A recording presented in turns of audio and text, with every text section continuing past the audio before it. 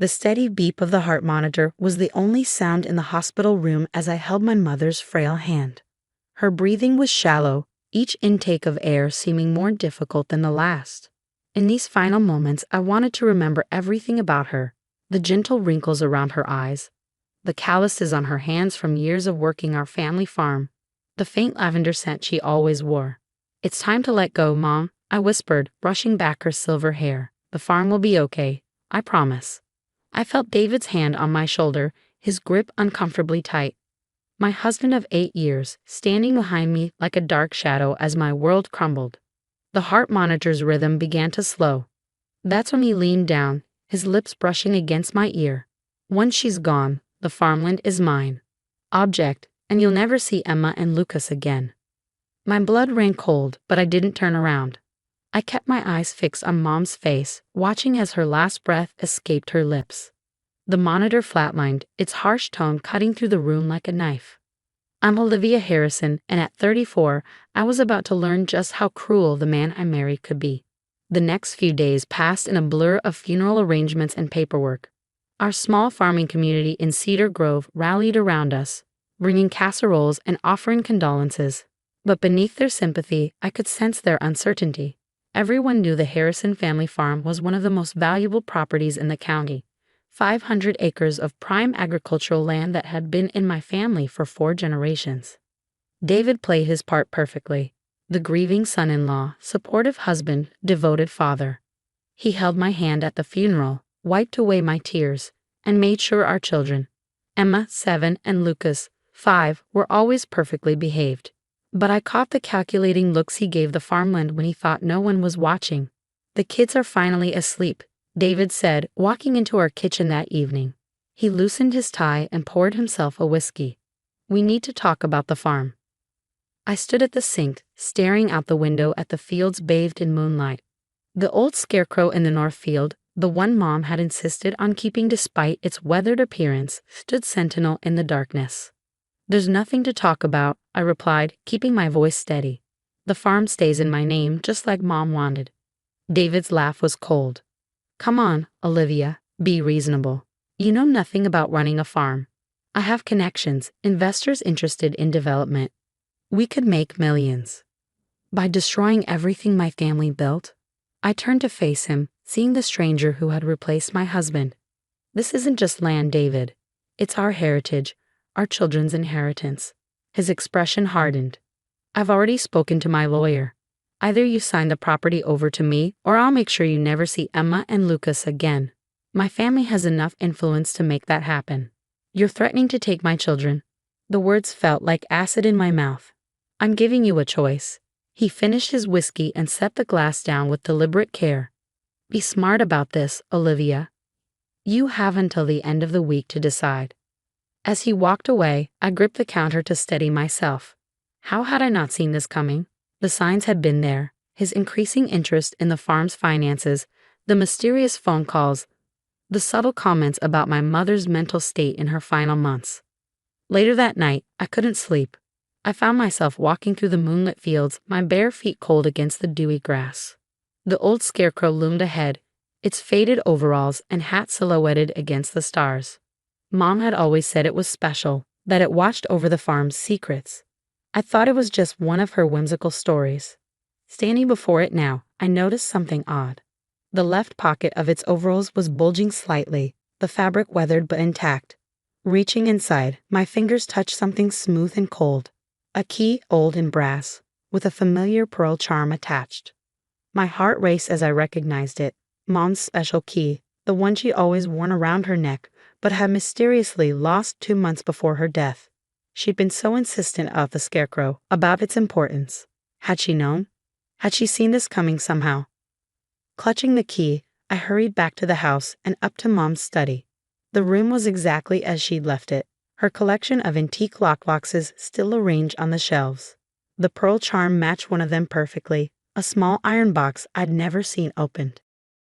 Inside, I found a stack of documents, photos, and a letter addressed to me in Mom's flowing handwriting.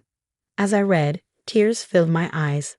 But they weren't tears of sadness. Mom had just left me a farm. She left me away to fight back. "My darling Olivia, The letter began, "If you're reading this, then my suspicions about David were correct. The scarecrow has kept our family's secrets safe for generations, and now it's protected our most important documents. Remember what I always told you. The land knows its true guardians." I stayed up all night reading, my hands trembling with each new revelation. By dawn, I knew exactly what I had to do. David might think he held all the cards, but Mom had seen him coming.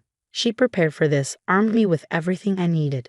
Looking out the window at the old scarecrow, I allowed myself a small smile.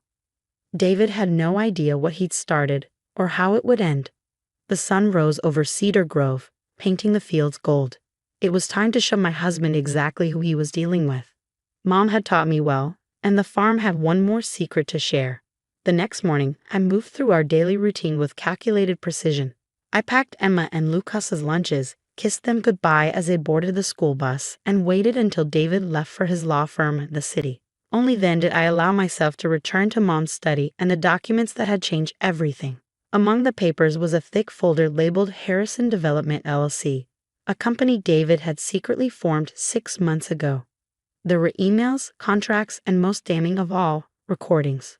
Mom hadn't just suspected David's plans, she documented them. Mrs. Harrison was quite thorough. Mr. Peterson, our family's longtime attorney, said later that morning as he reviewed the evidence, "These recordings of David discussing plans to force you out, while they're quite incriminating." I sat across from his desk, clutching my coffee cup. "He threatened to take my children." Mr. Peterson's eyes hardened. "That's where he made his biggest mistake. Your mother didn't just leave you the farm, Olivia. She left you proof of David's conspiracy to commit fraud. He's been planning this takeover for years, working with developers behind my back while my mother was dying." The coffee turned bitter in my mouth. "Using our children as leverage." "There's more." Mr. Peterson pulled out another document. "Your mother suspected David might try something like this. That's why she set up a trust for Emma and Lucas, with you as sole trustee. He can't touch it." The weight that had been crushing my chest lifted slightly.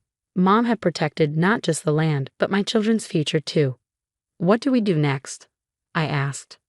"First, we file for an emergency custody order. These threats he made are serious. Then, we move to protect the farm's assets. The development contracts he's been arranging, they're worthless without your signature." As we planned our next steps, my phone buzzed with a text from David. "Thought about what I said. Don't make this harder than it needs to be." I didn't respond. Instead, I drove out to the north field, where the old scarecrow stood watch. The morning sun cast its shadow long across the earth, pointing toward the ancient oak tree at the field's edge. Mom's letter had mentioned the tree, and now I understood why. Kneeling at its base, I found what she described, a small metal box, buried shallow among the roots. Inside was a USB drive and another letter, this one dated just weeks before her death. "My dearest Olivia," it read, "if you're reading this, then David has shown his true colors." The drive contains security footage from my hospital room, footage he doesn't know exists. Remember when he insisted on private time with me? Now you'll know what really happened during those visits. That evening, after picking up the kids from school, I took them to my best friend Sarah's house. Just a fun sleepover, I told them, hugging them extra tight. David was waiting when I got home, nursing his usual whiskey. "Where are the kids?" he demanded. "Safe," I replied, my voice steady. "Away from you." His face darkened. "What's that supposed to mean?" "It means I know everything, David. The development company, the threats to Mom when she refused to sell, the plans you made while she was dying." He set his glass down slowly. "You're being dramatic. I'm trying to secure our future." "No," I said, pulling out my phone. "You're trying to steal my children's inheritance. Mom recorded everything. Your meetings with developers, your threats, even your private conversations in her hospital room." The color draining from his face. "You're bluffing." I played one of the recordings, his voice filling the kitchen as he threatened my dying mother, demanding she change her will. His hands began to shake. "The thing about old farms," I said, stopping the playback, "is that they hold onto their secrets. Mom knew what you were planning. She left evidence everywhere, in the scarecrow, under the oak tree, even in her hospital room. Did you really think she'd leave her family legacy unprotected?" He lunged for my phone, but I was ready. "Touch me, and the recordings go straight to the police. Touch our children, and every developer in the state will know how you operate." You can't prove anything, he snarled, but uncertainty flickered in his eyes. The emergency custody hearing is tomorrow morning, I informed him. Pack a bag, you won't be staying here tonight. This isn't over, he threatened, heading for the stairs. You have no idea what I'm capable of.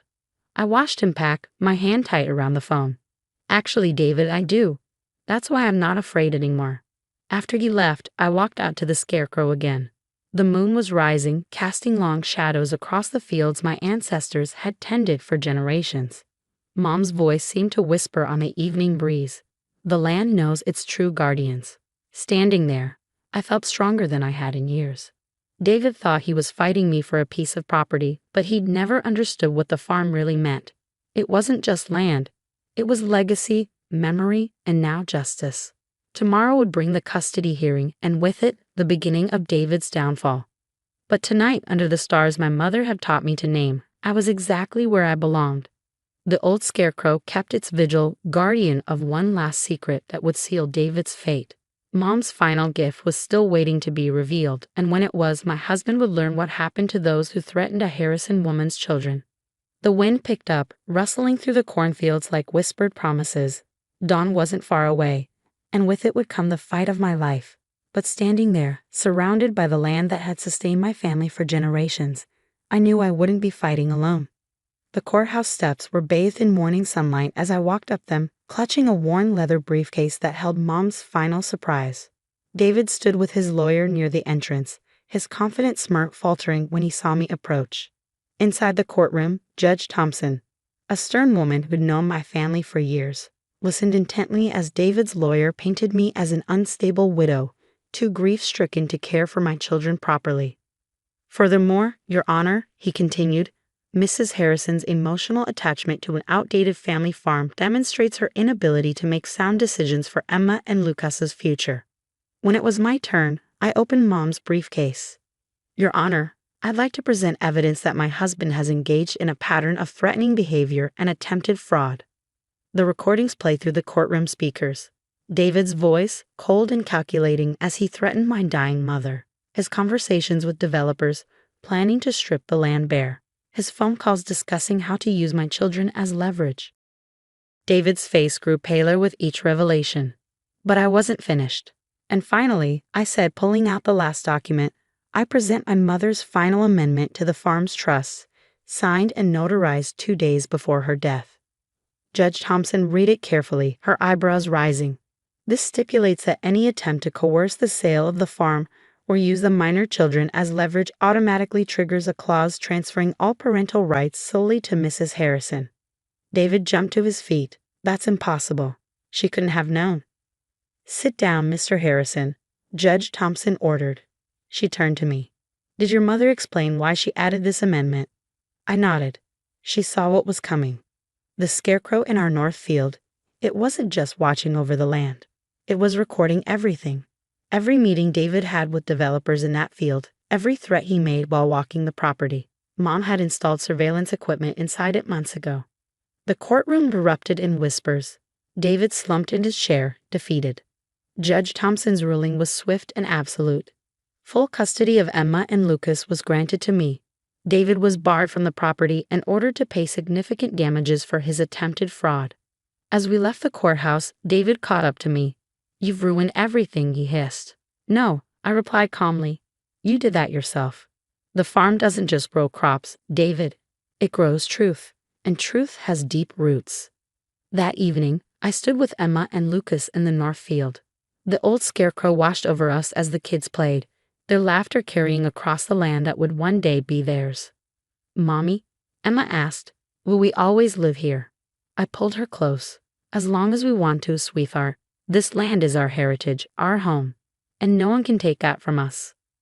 Later, as the sun set, I found one last letter from Mom in a scarecrow's pocket. My dearest Olivia, it read, now you understand why I always said the land knows its true guardians. You've protected our legacy, just as I knew you would.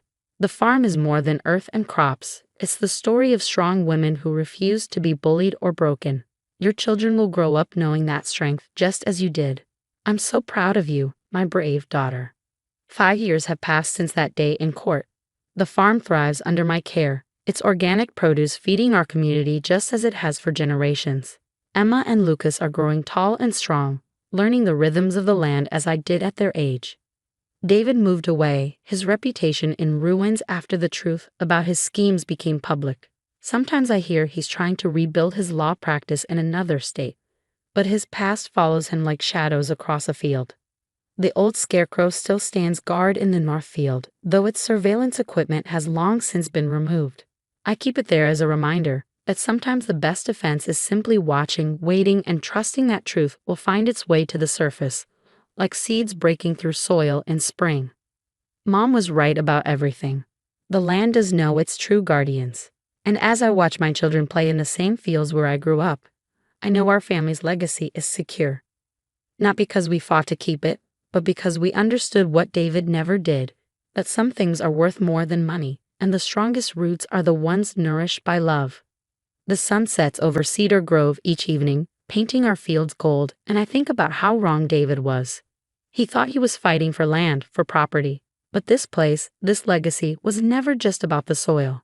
It was about the strength of women who refused to be bullied, the power of mothers protecting their children, and the simple truth that some bonds can't be broken by threats or greed. The old scarecrow keeps its vigil, and our family farm continues to thrive, proof that the most precious inheritances aren't just passed down. They're earned, protected, and cherished generation after generation.